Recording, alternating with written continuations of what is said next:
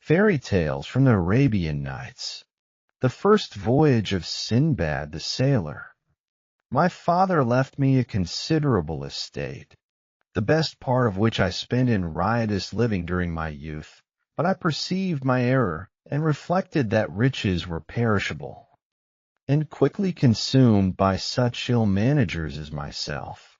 I further considered that by my irregular way of living, I had wretchedly misspent my time, which is the most valuable thing in the world. Struck with those reflections, I collected the remains of my furniture and sold all my patrimony by public auction to the highest bidder. Then I entered into a contract with some merchants who traded by sea.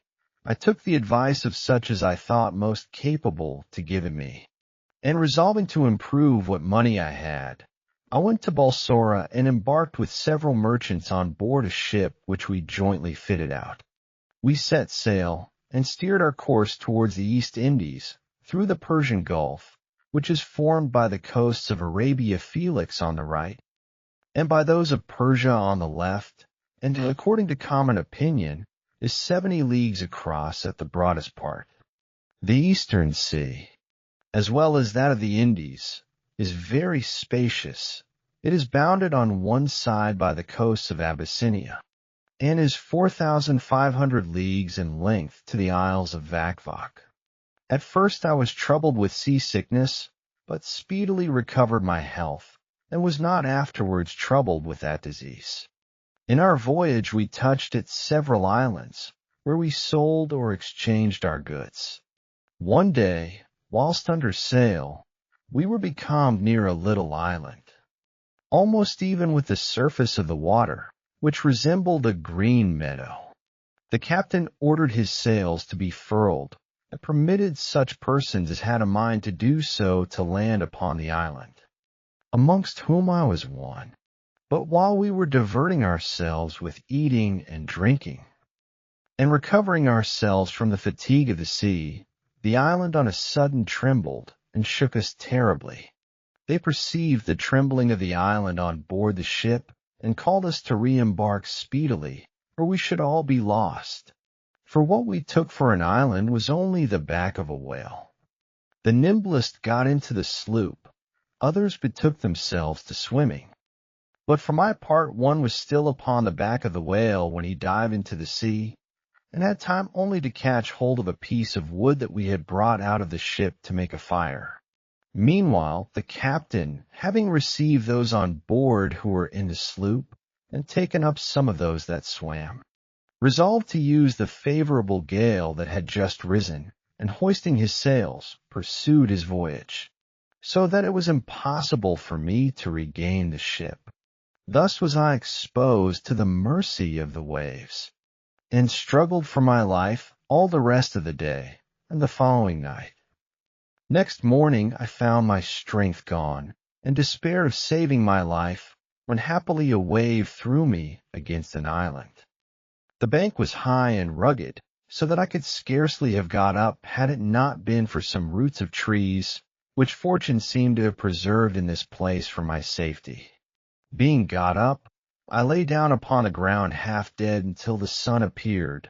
Then, though I was very feeble, both by reason of my hard labor and want of food, I crept along to look for some herbs fit to eat, and had the good luck not only to find some, but likewise a spring of excellent water, which contributed much to restore me. After this I advanced farther into the island, and came at last into a fine plain, where I perceived a horse feeding at a great distance. I went towards him, between hope and fear, not knowing whether I was going to lose my life or save it. Presently I heard the voice of a man from underground, who immediately appeared to me and asked who I was. I gave him an account of my adventure, after which, taking me by the hand, he led me into a cave, where there were several other people, no less amazed to see me than I was to see them. I ate some victuals which they offered me, and then asked them what they did in such a desert place. They answered that they were grooms belonging to King Mirage, sovereign of the island, and that every year they brought thither the king's horses. They added that they were to get home tomorrow, and had I been 1 day later, I must have perished, because the inhabited part of the island was at a great distance, and it would have been impossible for me to have got thither without a guide. Next morning they returned with their horses to the capital of the island, took me with them, and presented me to King Mirage. He asked me who I was, and by what adventure I came into his dominions. And after I had satisfied him, he told me he was much concerned for my misfortune, and at the same time ordered that I should want for nothing, which his officers were so generous and careful as to see exactly fulfilled. Being a merchant, I frequented the society of men of my own profession, and particularly inquired for those who were strangers, if perhaps I might hear any news from Baghdad, or find an opportunity to return thither, for King Mirage's capital was situated on the edge of the sea, and had a fine harbor, where ships arrived daily from the different quarters of the world. I frequented also the society of the learned Indians, and took delight in hearing them discourse.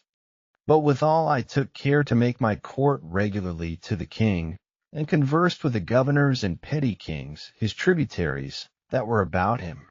They asked me 1,000 questions about my country, and I, being willing to inform myself as to their laws and customs, asked them everything which I thought worth knowing. There belonged to this king an island named Castle. They assured me that every night a noise of drums was heard there, whence the mariners fancied that it was the residence of Degial. I had a great mind to see this wonderful place, and on my way thither saw fishes of 100 and 200 cubits long, that occasion more fear than hurt, for they are so timid that they will fly at the rattling of 2 sticks or boards. I saw likewise other fishes, about a cubit in length, that had heads like owls. As I was 1 day at the port after my return, a ship arrived, and as soon as she cast anchor, they began to unload her, and the merchants on board ordered their goods to be carried into the warehouse. As I cast my eye upon some bales, and looked at the name, I found my own, and perceived the bales to be the same that I had embarked at Balsara.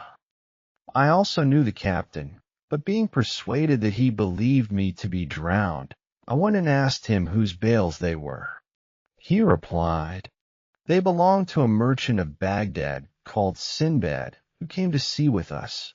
But 1 day, being near an island, as we thought, he went ashore with several other passengers upon the supposed island, which was only a monstrous whale that lay asleep upon the surface of the water. But as soon as he felt the heat of the fire they had kindled on his back to dress some victuals, he began to move, and dived under water. Most of the persons who were upon him perished, and among them unfortunate Sinbad.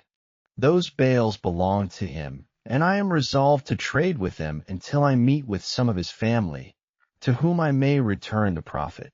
Captain, said I am that Sinbad whom you thought to be dead, and those bales are mine. When the captain heard me speak thus, O heaven, said he, whom can we ever trust nowadays? There is no faith left among men. I saw Sinbad perish with my own eyes, and the passengers on board saw it as well as I. And yet you tell me you are that Sinbad. What impudence is this? To look at you, one would take you to be a man of honesty, and yet you tell a horrible falsehood, in order to possess yourself of what does not belong to you. Have patience, Captain, replied I. Do me the favor to hear what I have to say. Very well, said he, speak. I am ready to hear you. Then I told him how I escaped, and by what adventure I met with the grooms of King Mirage, who brought me to his court. He was soon persuaded that I was no cheat, for there came people from his ship who knew me, paid me great compliments, and expressed much joy to see me alive. At last he knew me himself, and embracing me, Heaven be praised, said he, for your happy escape. I cannot enough express my joy for it. There are your goods. Take and do with them what you will. I thanked him, acknowledged his honesty, and in return offered him part of my goods as a present, which he generously refused. I took out what was most valuable in my bales and presented it to King Mirage, who, knowing my misfortune, asked me how I came by such rarities. I acquainted him with the whole story. He was mightily pleased at my good luck, accepted my present, and gave me one much more considerable in return. Upon this, I took leave of him and went aboard the same ship, after I had exchanged my goods for the commodities of that country. I carried with me wood of aloes, sandal, camphor, nutmegs, cloves, pepper, and ginger. We passed by several islands, and at last arrived at Balsora, from whence I came to this city, with a value of 100,000 sequins. My family and I received one another with transports of sincere friendship. I bought slaves and fine lands, and built me a great house. And thus I settled myself, resolving to forget the miseries I had suffered, and to enjoy the pleasures of life.